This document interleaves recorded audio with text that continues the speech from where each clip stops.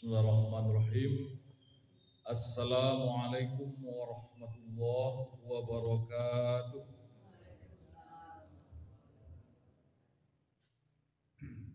Alhamdulillahi rabbil alamin. Wassalatu wassalamu ala asyrafil mursalin wa ala alihi wa sahbihi ajma'in.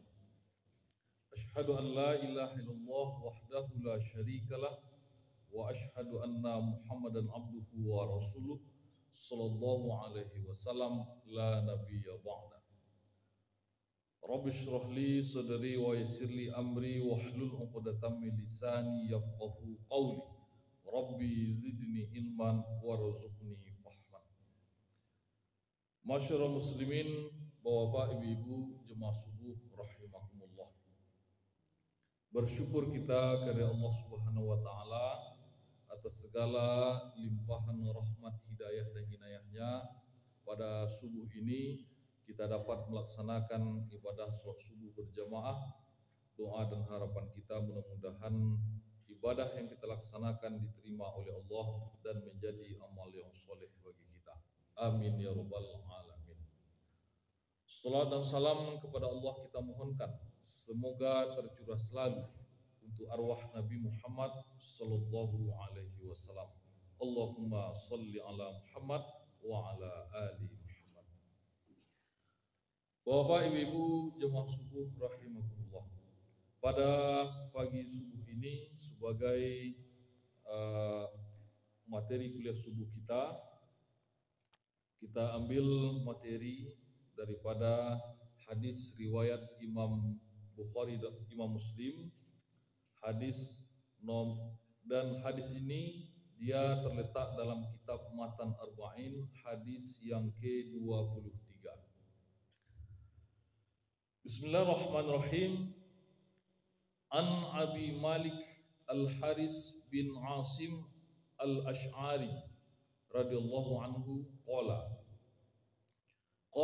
Rasulullah sallallahu alaihi wasallam. Dari Abu Malik Al-Haris bin Asim Al-Ash'ari radhiyallahu anhu, dia berkata, telah bersabda Rasulullah sallallahu alaihi wasallam. Apa sabda Nabi? At-tuhuru syatrul iman. Biasanya kita terjemahkan dengan kebersihan itu adalah sebahagian daripada iman. Ada suatu lafaz yang sering diungkapkan, bahkan itu yang lebih populer, yaitu an-nazafatu minal iman. Nah, kata ahli hadis, an-nazafatu minal iman ini dia merupakan kata-kata mutiara atau juga merupakan kata-kata hikmah. Jadi lafaz hadisnya adalah at-tuhuru syatrul iman. Jadi an-nazafatu itu kata ulama hadis bukan merupakan lafaz hadis, tapi dia merupakan kata-kata hikmah atau kata-kata mutiara. Nah, jadi kalau kata-kata hikmah, kata-kata mutiara itu kalau sudah dirumuskan oleh para ulama, maka dia baik, bukan harus dicampaan, bukan harus dibuang. Nah, ini tidak hadis ini, karena dia merupakan kata-kata hikmah. Sama dengan man arada dunya fa alaihi bil ilmi, wa man aradal akhirah fa alaihi bil ilmi, wa man aradahuma jami'an fa alaihi bil ilmi. Ada orang yang terlanjur mengatakan ini hadis, sebenarnya dia adalah merupakan ungkapan para ulama. Tapi karena mentang-mentang dia ungkapan para ulama, ada yang alergi. Mungkin karena semangat dia mengatakan, orang ini mengatakan hadis, ini merupakan kata-kata mutiara, kata-kata hikmah. Dan kata-kata hikmah itu tidak ada dia berlawanan dengan dalil. Jadi tidak perlu pula kita alergi. Karena sebagian orang mendengar itu, tahunya itu bukan kata-kata hadis, ini seolah-olah berhadapan dia dengan berhadapan dia dengan sesuatu yang sifatnya tidak baik. Padahal ulama membuat itu tentu juga berdasarkan kepada dalil-dalil, lalu dibuatnya lah kata-kata mutiara. Nah, Bapak dan Ibu yang dimuliakan Allah. Apa makna at-tahuru syatrul iman? At-tahuru itu dua maknanya. Yang pertama, kebersihan dari segi zahir, suci. Kalau zahir bersih, ada bersih dan suci. Diterjemahkan ke dalam bahasa Arab, at-tahur itu artinya adalah bersih dan suci. Kalau bersih itu zahir, kalau suci itu batin. Kalau bersih itu suci, kalau bersih itu adalah lahir, kalau suci adalah batin. Wallahu a'lam. Tetapi kandungan daripada at-tahur, kalau seandainya kebersihan secara zahir, maka dilihat daripada perbuatan kita sebelum melakukan ibadah, terutama ibadah sholat, bersih dan suci daripada hadas dan najis. Bersih dan suci daripada hadas dan najis. Makanya sebelum sholat, kalau kita berhadas kecil, maka kita berwuduk. Kalau kita berhadas besar, maka kita mandi. Makanya subuh ini, kata-kata ahli kesehatan dan juga para ulama, maka sebelum subuh itulah waktu yang tepat untuk mandi. Cuman banyak pula orang dan dingin. Tapi katakan sebagian orang justru ini menambah imunitas tubuh. Mungkin menengok situasi kondisi. Kalaulah mungkinlah payah awak tentu melorat dulu kan. Biko mandi, biko menggigit lo sudah itu. Tapi memang Bapak dan Ibu subuh kok, setelah kita tidur, memang utama kita membersihkan diri. So kadang-kadang subuh kok, kalau awak nak membersihkan diri, ponyang awak dia jemaah lain. Apalagi malam cakap makan potai, makan joriang. Laga lain. Jadi serapat mungkin subuh-subuh ini maka kita membersihkan diri kita, memakai wangi-wangian. Pokoknya sumber-sumber bau itu kita bersihkan. Mana sumber bau utama? Ketiak. Itu kan sumber bau utama. Maka kita bersihkan. Kita pakai harum-haruman. Kita pakai pakaian yang bersih-bersih. Kita pakai pakaian yang bersih-bersih. Kita pakai minyak-minyak wangi. Minyak wangi yang paling disukai Nabi itu adalah minyak kasturi. Minyak kasturi. Jadi kalau ada orang dari Mekah, oleh-oleh nanti ke di bawah, boleh minyak kasturi. Minyak kasturi. So antara yang dijual orang di Pekumbuh dengan yang awak beli di Arab itu jauh berbeda. Kalau dan dibeli kumbuh itu menyongi. Kadang-kadang mabuk adanya. Tapi kalau yang asli dari aku itu harum. Harumnya itu khas, tidak mabuk adanya. Tidak mabuk adanya. Nah, Bapak dan Ibu yang dimuliakan, itu dari segi zahir.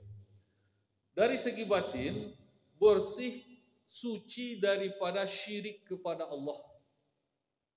Syirik itu ada dua. Yang pertama syirik yang jali, dan yang kedua syirik yang khafi.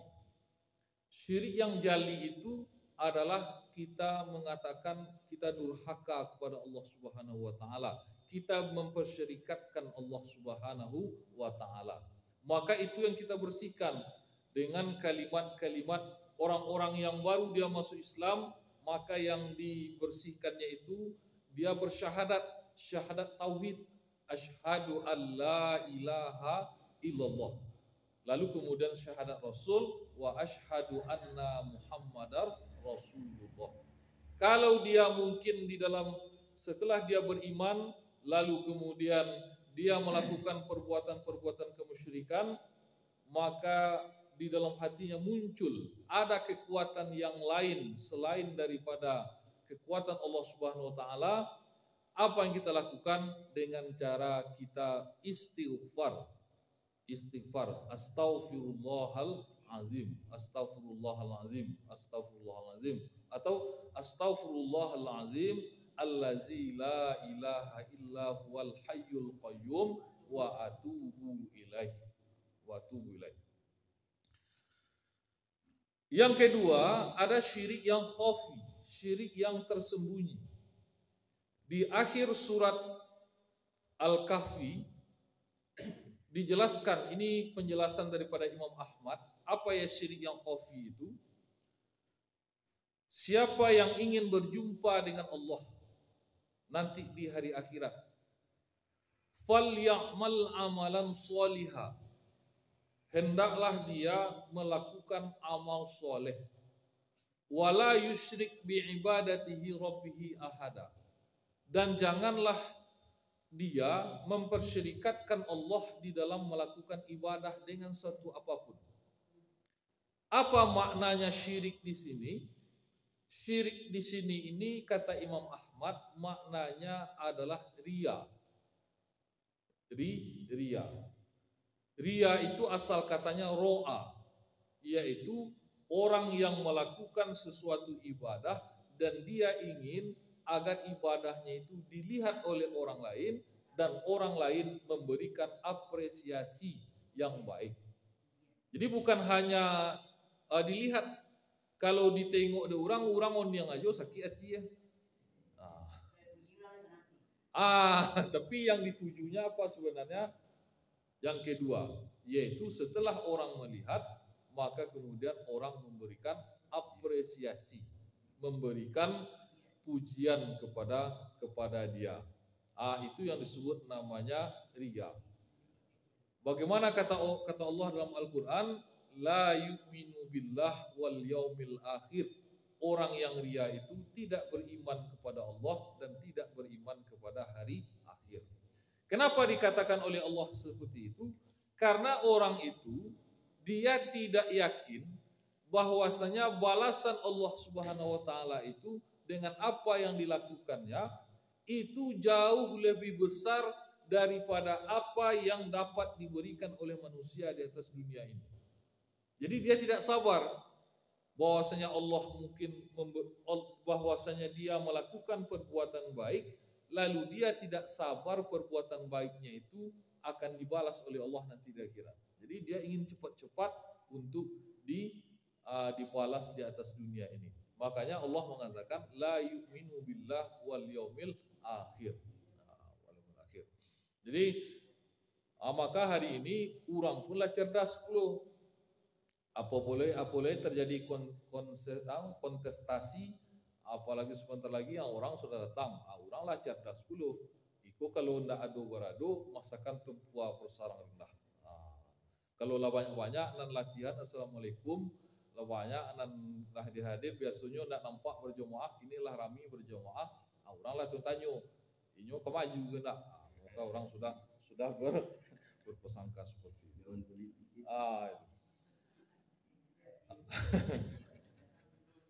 Jadi kita kasihan sebenarnya. Kita kan kadang-kadang orang ada urusan kami lah ustaz kami itu kan. Kami. Kita kan kasihan. Kasihan kita itu adalah karena ada salah satu di dalam hadis riwayat Imam Abu Daud. Jadi kenapa kita peduli dengan saudara kita yang lain? Kan persoalannya amalnya dia kan pitinya nanti mengalawak kesibuk kan begitu. Tapi kepada ibu, khusus kepada kita sesama muslim. Orang muslim, dalam hadis riwayat Imam Abu Daud, orang-orang yang dia peduli dengan saudaranya muslim yang lain, itu nanti orang yang peduli itu, amalannya itu nanti membawa akibat orang ini diselamatkan di sirat. Di sirat. Cuma awak tu menyampaikan saja. Wasman bongi nak bonginya urusan dia. Tapi dalam hadis riwayat Abu Daud itu adalah suatu amal yang dapat menyelamatkan orang di sirat nanti di akhir akhirat itu adalah dia peduli kepada saudaranya muslim yang lain dari kejahatan kaum musyrikin yang menjerumuskan dia kepada perbuatan yang tidak baik. Maka itu sebenarnya bukan korelati untuk apa ndak, tapi adalah untuk berbuat baik sesama muslim. Apa untungnya di awak? Ya menyelamatkan awak nanti di sirat. Menyelamatkan awak nanti di sirat. Di awak peduli dengan saudara iku, jangan membuat je iku elok-elok ajalah karena ini bertentangan dengan agama. Jangan diurus den. Kan itu muncul.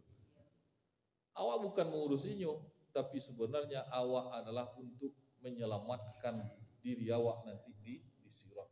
Jadi bukan awak ingin suka campur urusan orang lain, tidak. Tetapi ini amalan yang utama. Ini nanti di sirat itu, tapi nantilah kita sampaikan dalam pertemuan yang khusus tentang persoalan masalah sirat itu. Jadi Bapak dan Ibu yang dimuliakan Allah, itulah kebersihan secara zahir dan kebersihan secara batin. Tetapi ada pula sebahagian pendapat dari pensyarah hadis mengatakan bahwasanya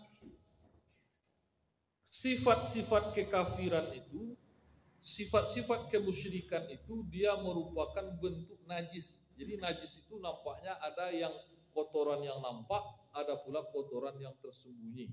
Apa kata Allah dalam surah At-Taubah ayat 28? Ya ayyuhalladzina amanu innamal musyrikuna najasun.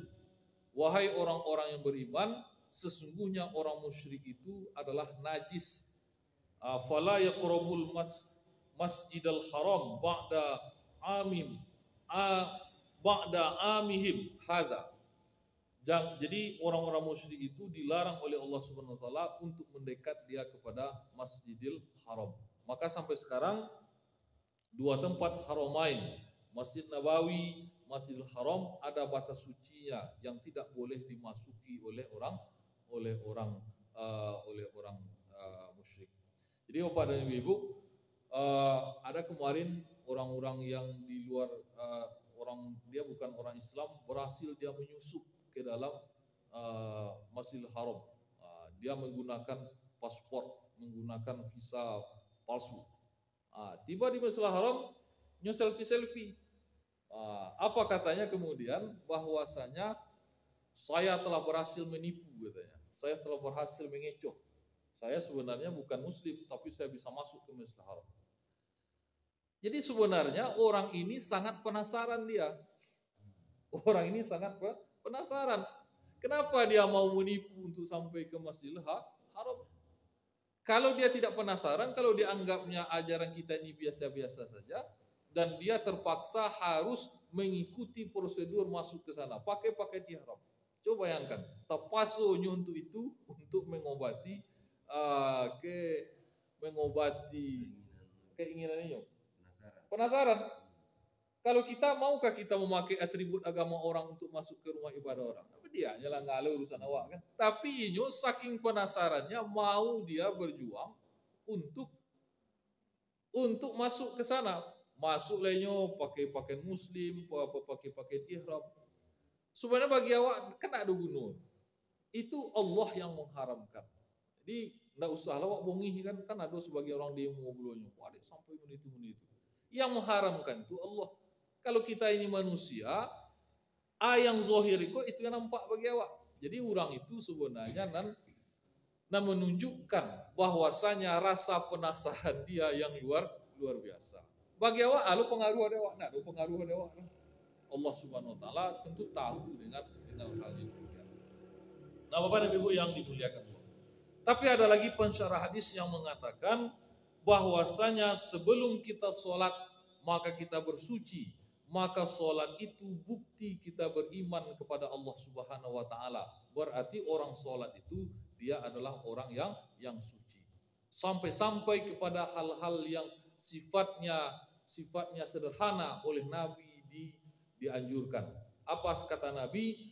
Laula an asyqa, kalaulah tidak memberatkan, la amartu, sungguh akan aku perintahkan umatku untuk bersiwak inda kulis sholat, setiap akan sholat. Maka mengamalkan hadis ini kata Imam At-Tirmizi hasan, ya baik untuk diamalkan. Ada sebagian orang yang sebelum sholat itu inyo meletakkan siwak di situ. Meletakkan siwak. Jadi ketika orang lah kamat, Allahu Akbar, inyo keluar siwak. Kenapa itu? Dia mengamalkan hadis inda kulis sholat, setiap akan sholat. Jadi maknanya bagi mereka, kalaulah aku sembahyang, kapan kita akan sholat? Ketika orang sudah iqamah, menggesek gigi di situ. Itu orang yang beramal secara zahir. Beramal secara zahir. Tapi oleh sebagian ulama, dan ini yang jamak, maknanya menggosok gigi sebelum sholat itu ya waktu berwudu. Nah, dan indak pula harus menggunakan siwak. Yang penting gigi digosok. Bagaimana ketika kita sholat itu kita dalam keadaan harum. Coba bayangkan kalau seandainya sudah makan jori yang melanjutkan pempotai, lalu walat dolin, amin, malah tumbang lah orang satu. Ujung tu betul kecil panji gemilang ya dia. Panji gemilang ngecian badek ba jarang-jarang saf kan itu. Supaya mulut orang tu kalau lawak bersihkan menjelang menjelang sholat kan tidak ada persoalan. Harum kita semuanya, sudah bersih kita semuanya, pakaian kita harum dicuci, badan kita sucikan, maka tidak akan bertemu dengan hal yang demikian. Tapi kalau seandainya kadang-kadang kan pon yang belum adanya. Kalau seandainya kita sucikan. Makanya kebersihan itu dia merupakan wasilah. Wudu kita mandi, maka wasilah jalan bagi kita untuk mencapai kepada kesempurnaan ibadah. Itu bunyi hadis yang pertama, yaitu at-tahuru syatrul iman. Kebersihan itu adalah bahagian daripada iman. Tanda-tanda orang beriman itu dia bersih dan suci. Kalimat yang kedua, walhamdulillah tam'ul mizan. Kalimat alhamdulillah itu dia merupakan kalimat yang memenuhi timbangan. Jadi nanti ketika kita dihisab di hari akhirat, maka kita dinaik ke atas mizan timbangan. Ke atas timbangan. Maka ketika itu amal-amal kita ini ditimbang, lalu dengan kalimat-kalimat alhamdulillah tadi, timbangan tadi dibubung. Manan kosong-kosong, contohnya awak manimbang barang konyo petak-petak atau mungkin ndak apa. Kan ada ruang-ruang di tengah. Ajak awak mencupak kacang. Itu kan ada ruang-ruangan di antara kacang jo kacang. Ndak terisi satu. Itu nyopenuhi dek kalimat alhamdulillah. Jadi kata orang fisika, kalau di sana itu masanya padat, makanya borek. Bosi kenapa lebih berat daripada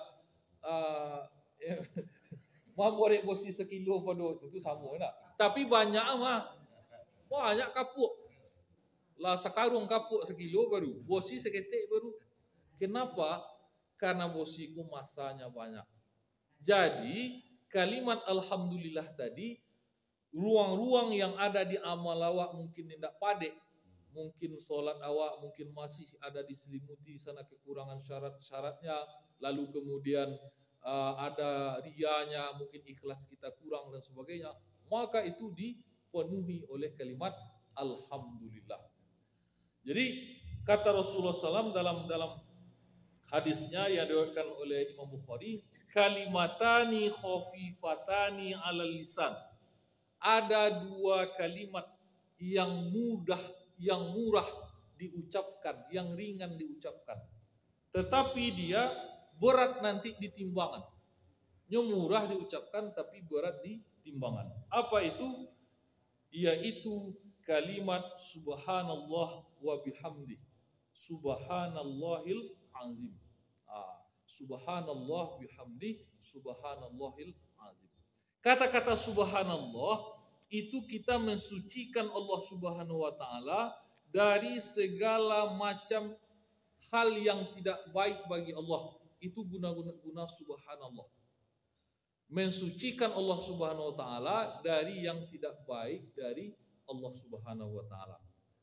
Ada orang yang dia mengucapkan sesuatu yang tidak baik tentang perkara kehidupan. Dia salah sangka kepada Allah Subhanahu wa taala, atau dia melontarkan kata-kata yang tidak sepantasnya. Oi, sembahyang lawak le gitu. Nanda pe iklan sembahyang, dia enggak sembahyang kayu yo dan apa yang kita ucapkan ketika itu? Subhanallah.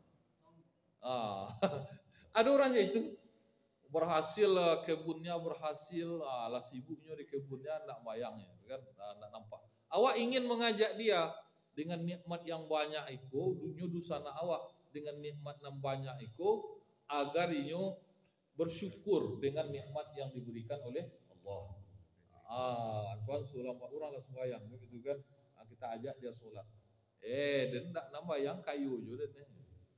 Apa kita ucapkan ketika itu? Subhanallah. Subhanallah.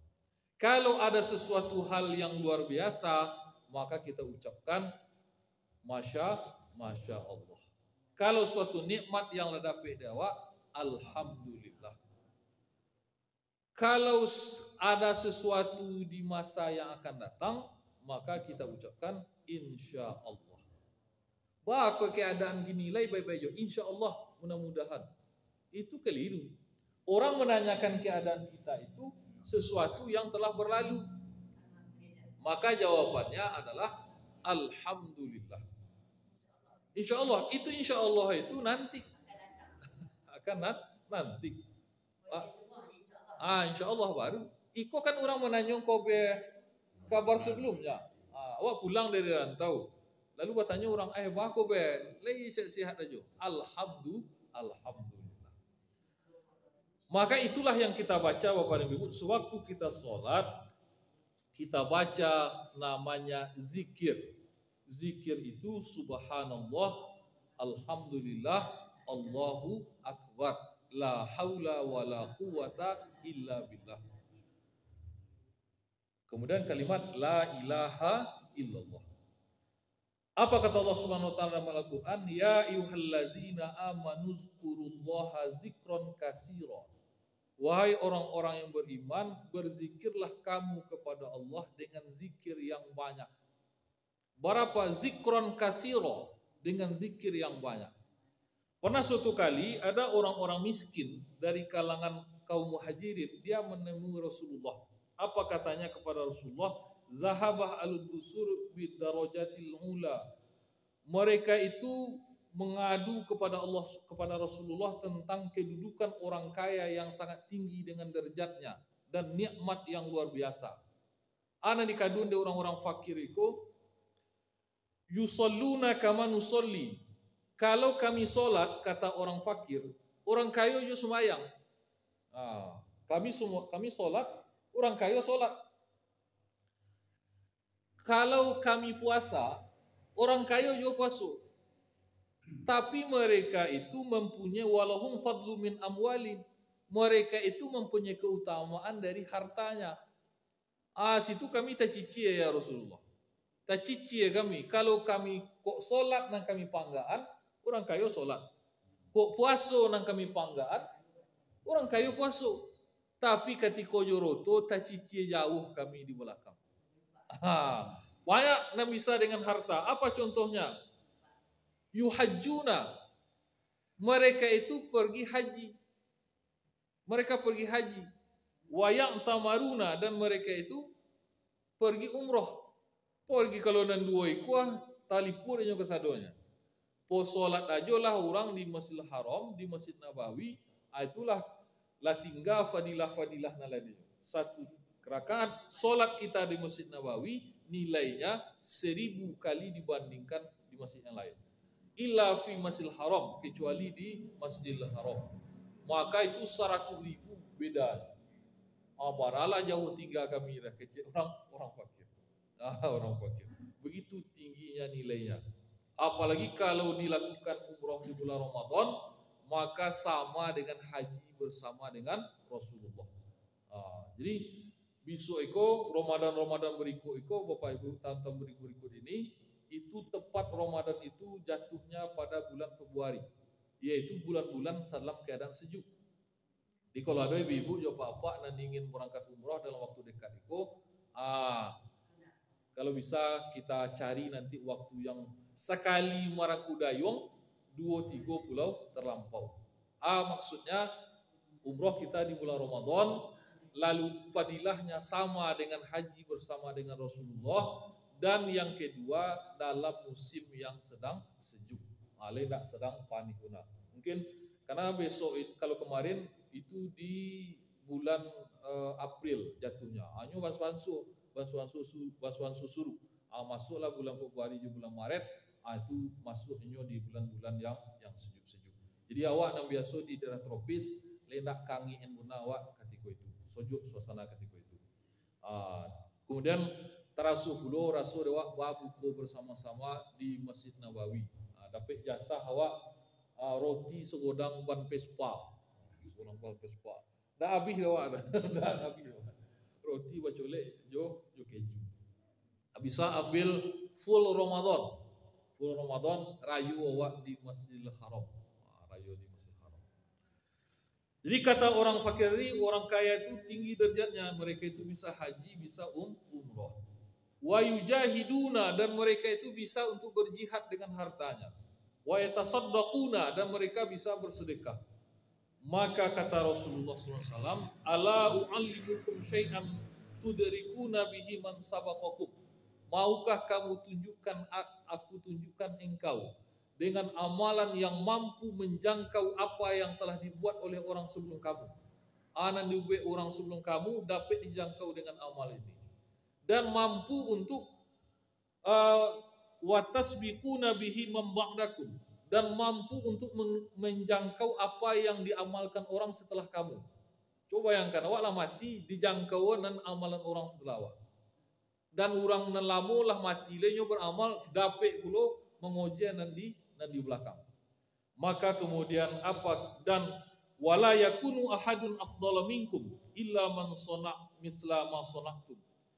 Dan tidak ada yang mampu menyamai kamu kecuali kamu juga berbuat seperti itu. Dan tidak ada yang bisa menyamai kamu kecuali mereka juga berbuat seperti kamu itu. Tentu aru hati orang fakir aja kok pada cakunya patah hati. Kami amalan kami biku ajonya ya Rasulullah. Orang kayu itu banyak amalnya. Makanya hibur dari Rasulullah SAW. Apa kata Rasulullah? Tusabbihuna, engkau bertasbih subhanallah. Wa tahmaduna, engkau bertahmid alhamdulillah. Wa tukabbiruna, engkau mengucapkan takbir Allahu Akbar. Khalfa kulla salatin salasan wa salasina, yaitu setiap engkau solat sebanyak 33 kali. Kalau lebih 33 bah, kan itu loh pertanyaan. Kalau lebih 33, maka dalam hal ini pola pikir daripada cara pola pikir di kalangan umat Islam terutama ulama tadi, ada pola pikirnya yang zohiri, ba'ale terlihat yaitu itu kan ajaannya hadis tidak boleh tukar-tukar yaitu. Tapi ada ulama ini berpola pikir untuk ibadah-ibadah yang tidak disebutkan secara rinci, maka diambil pemahaman umum. Apa pemahaman umumnya? Ayat Al-Quran tadi mengatakan, ya ayyuhalladzina amanu zkurullaha zikron katsira. Berzikirlah kamu dengan sebanyak-banyaknya. Ada hadis yang membatasi 33. Lalu bagaimana ini? Maka ini dijamak.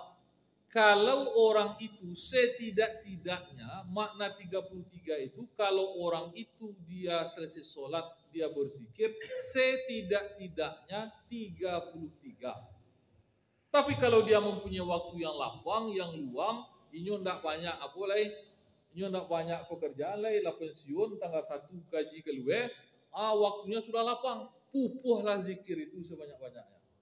Tapi kalau kita mau ada aktivitas, selesai waktu sholat subuh awak pergi bekerja, fa iza qudatis shalah fantashiru fil ard, maka minimal kita berzikir itu 33 kali. Itu makna daripada hadis tadi kalau kita munasabahkan dengan ayat. Boleh zikir sebanyak-banyaknya. Tetapi dalam hadis lain dianjurkan oleh Rasulullah, Allah itu dia suka dengan yang ganjil. Dia suka dengan yang ganjil. 33, 103, 1003, itu Allah suka yang demikian. Maka boleh itu kita ucapkan. Atau juga ada yang membuat nan sudah sholat ikut 33 nyobe, selesai sholat itu nyulang balik sebanyak-banyaknya. Ada juga yang membuat seperti itu. Tetapi yang kita ambil itu adalah Jangan sampai amalan yang begitu besar ini tidak kita lakukan selepas kita sholat. Assalamualaikum warahmatullahi wabarakatuh. Assalamualaikum warahmatullahi wabarakatuh. Cuk, kabur. Pada itu nyalang sembahyang caku lah masuk telepon. Nyak kurang cie ya. Dia bayang motelu. Saya sholat lah tobang juga apa aja. Jadi zikir itu jangan kita tinggalkan. Begitu besarnya fadilah yang dijanjikan pahalanya oleh Allah Subhanahu wa taala. Lalu selesai zikir kita berdoa. Ada pula orang yang mengatakan tidak ada doa-doa selepas sholat. Kan ada pula yang pernah PJ itu. Soalnya sholat tobang aja sekali. Tidak ada sunnahnya. Maka itu nanti insya Allah kita sampaikan subuh yang akan datang. Apa dasarnya kita berdoa selepas sholat. Demikianlah dua Bapak Ibu yang dapat disampaikan. Tentu lebih kayu. Lebih tinggi berdoa leh. Lebih tinggi berdoa. Demikianlah, terima kasih. Wabillahi taufiq wal hidayah. Wassalamualaikum warahmatullahi wabarakatuh.